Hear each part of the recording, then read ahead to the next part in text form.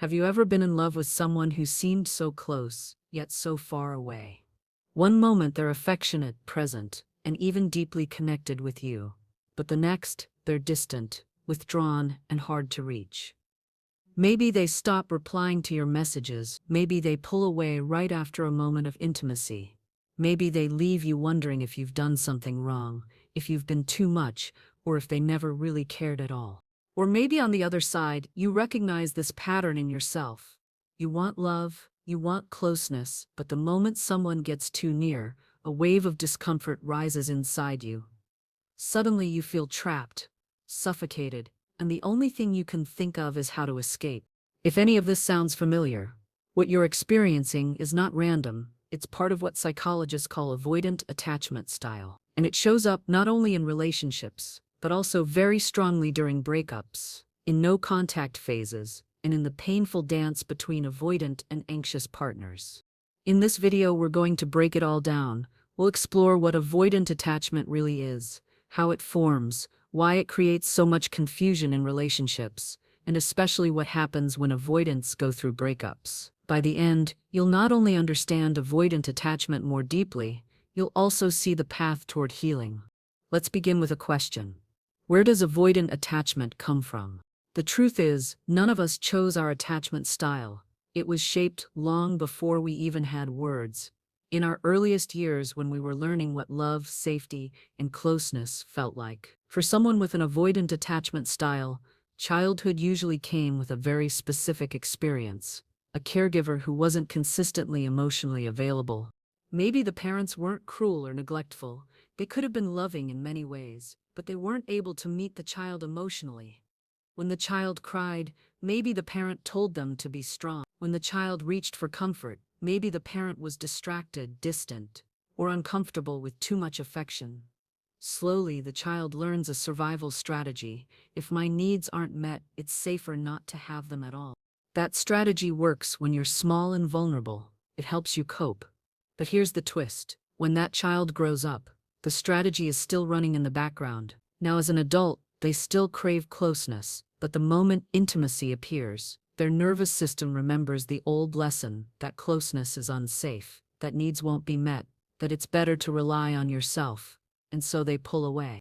This is why avoidant adults often seem independent, self-sufficient, and even emotionally detached.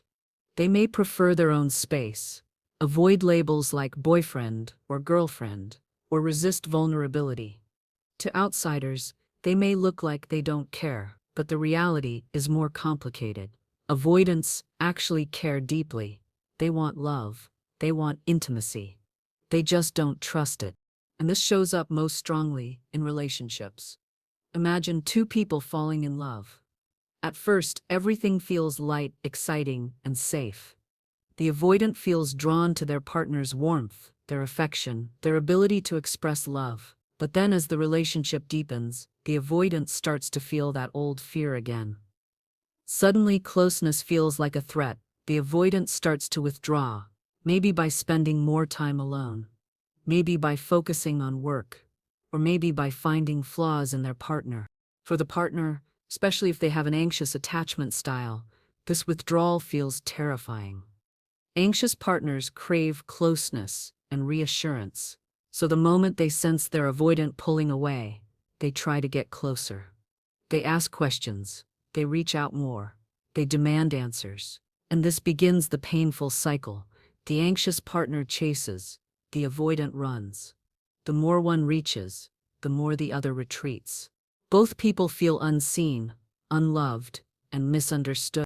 Nowhere does this cycle show up more clearly than during a breakup. From the outside, avoidants often look like they handle breakups with ease. They may be the one to initiate it, saying things like, "I just need space," or "I can't do this right now." They may appear calm, composed, even indifferent, as if they've already moved on, and to the anxious partner left behind, this feels devastating. They think, how could they forget me so easily? Did I mean nothing to them? Was I just a placeholder? But here's the truth. Avoidants don't move on as easily as they seem. On the inside, they feel much more than they let on. The difference is that they process those feelings very differently. Where an anxious partner might immediately grieve, cry, and reach out, the avoidant pushes everything down. They lock their emotions away, convincing themselves that detachment is strength. For them, distance feels like safety, but that doesn't mean they don't hurt. It simply means their hurt is delayed. Weeks or months after the breakup, avoidants often start to feel the emotions they suppressed. Loneliness creeps in, regret may surface, memories resurface, not as cold facts, but as waves of feeling. And because avoidants aren't used to sitting with emotions, this delayed grief can feel overwhelming. They may wonder if they made a mistake. They may think about reaching out, but their fear of vulnerability holds them back. This is why breakups with avoidants are so confusing. To the outside world, they look cold, detached, even uncaring. But in reality, they're carrying just as much pain, only in silence, only behind walls, only on their own timeline. Let me give you a picture of how this looks. Imagine an anxious partner after a breakup. They're overwhelmed, texting, calling, maybe even begging for closure. Meanwhile, the avoidant partner is silent. They don't respond, not because they don't care, but because they can't handle the emotional intensity in that moment. They retreat into no contact. To the anxious partner, the silence feels like rejection, like abandonment. But to the avoidant, it feels like survival. And yet silence is not healing. Avoidants can't run from their emotions forever. Eventually, they have to face them. The longing, the sadness, the love, all of it bubbles up sooner or later.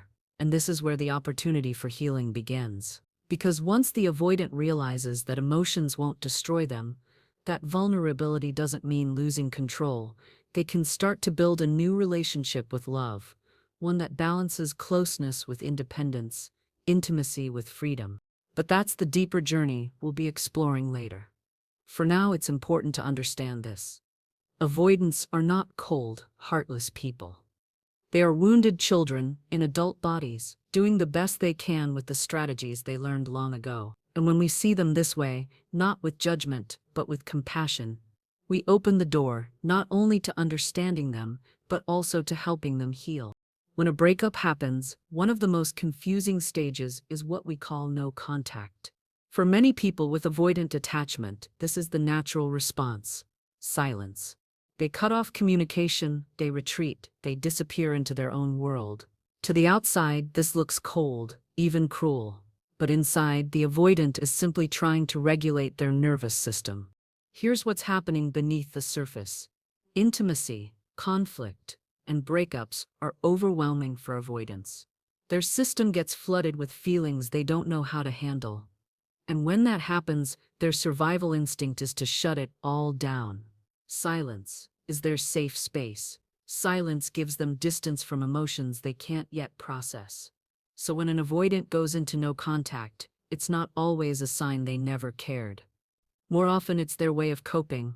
The anxious partner, however, sees this silence in a completely different way.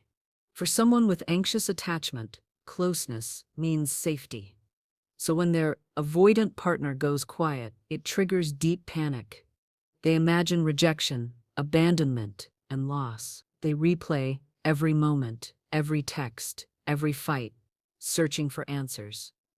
And in this state, no contact feels like proof that the avoidant never loved them. But here's the paradox. In many cases, no contact is when the avoidant begins to feel the most. Not right away, but over time. At first, they might feel relief, a sense of freedom. But weeks later, as their nervous system calms, the suppressed emotions start to surface. Loneliness creeps in. Memories of good times appear, and that's when the avoidant realizes they miss the connection, even if they don't admit it. Understanding this cycle is essential for both sides. The avoidant needs to recognize that silence isn't healing, it's avoidance. And the anxious partner needs to understand that silence doesn't equal indifference. It's two different nervous systems reacting in opposite ways, both trying to find safety. So how do avoidants heal? Healing begins with awareness. The avoidant has to recognize their patterns, the pulling away, the shutting down, the belief that needing others is weakness. This awareness isn't about blaming themselves, it's about understanding. Oh, this is why I do what I do. This is where it comes from. Awareness is the first crack in the wall. The next step is learning to stay with uncomfortable emotions instead of running from them. For example, instead of ghosting a partner when things feel intense, the avoidant can pause, take a breath, and ask, what am I really feeling right now? Is this fear? Is this overwhelm? Can I sit with it instead of escaping? Even a few moments of staying present with emotion builds resilience. Therapy is another powerful tool. With a skilled therapist, avoidants can explore the childhood wounds that created their patterns. They can begin to reparent themselves, offering the inner child the comfort and safety they didn't get before. Practices like journaling, mindfulness, and somatic work also help avoidants reconnect with their emotions in a safe, gradual way. One of the most transformative parts of healing is practicing vulnerability in small steps. That might mean telling a trusted friend, I'm feeling sad today, or sharing a fear with a partner instead of shutting down. Vulnerability feels terrifying for avoidants at first, but each small step shows them that intimacy doesn't always lead to rejection. Over time, their nervous system learns a new lesson. Closeness can be safe. Now, what about the anxious partner? If you're someone who has loved an avoidant, it's important to know that their distance is not about you being unworthy. It's about their wiring. Your job is not to fix them, chase them, or convince them of your healing is about learning to turn inward instead of outward. That means setting boundaries. If an avoidant partner pulls away, you don't have to beg for closeness. You can say, I care about you, and I'm here. But I also need to respect myself. If you need space, I'll give it, and I'll use that time to take care of me.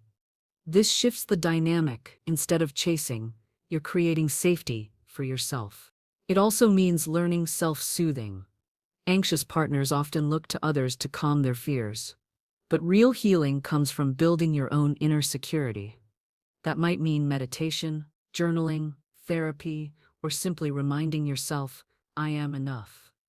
Their distance is not my worth. When you can hold yourself, you stop fueling the anxious avoidance cycle. The beautiful truth is that healing is possible for both sides. Avoidance can learn to stay present, to open, to trust. Anxious partners can learn to ground themselves, to hold their emotions, to create balance. And together these steps move both toward what we call secure attachment. Secure attachment is the balance point. It's where independence and intimacy coexist. In secure attachment, you can be close without feeling suffocated, and you can be apart without feeling abandoned. You can express needs without shame, and you can hear your partner's needs without fear. This is not a fantasy, it's a real, attainable shift that comes from healing old patterns. To move toward secure attachment, both avoidant and anxious individuals need patience. Healing doesn't happen overnight. It happens through small steps, consistent practice, and supportive relationships. It happens through therapy, self-reflection, and sometimes trial and error in love. But every step is worth it because secure attachment brings a kind of freedom that avoidants and anxious partners have been craving their whole lives. So if you see yourself in this story, remember this: you are not broken. Your patterns are not life sentences. They are survival strategies you learned long ago, and what was learned can be unlearned. Every time you pause instead of withdrawing, every time you soothe yourself instead of chasing, every time you choose openness instead of fear, you are rewriting your story. And maybe today, your first step is simply naming it. Saying, yes, I have avoidant tendencies. Or yes, I have anxious patterns. Naming it brings it into the light. From there, healing can begin. So let me leave you with this. Attachment wounds may shape us, but they don't define us. We are more than our patterns. We are capable of love that is free, safe, and secure. It may take time, it may take work, but it is possible. If this video gave you clarity, give it a like so more people can find it. Subscribe for more deep dives into attachment, healing, and relationships. And in the comments, share one insight you're taking away today, whether you're avoidant, anxious, or somewhere in between, because your story matters and you never know who you might help by sharing it.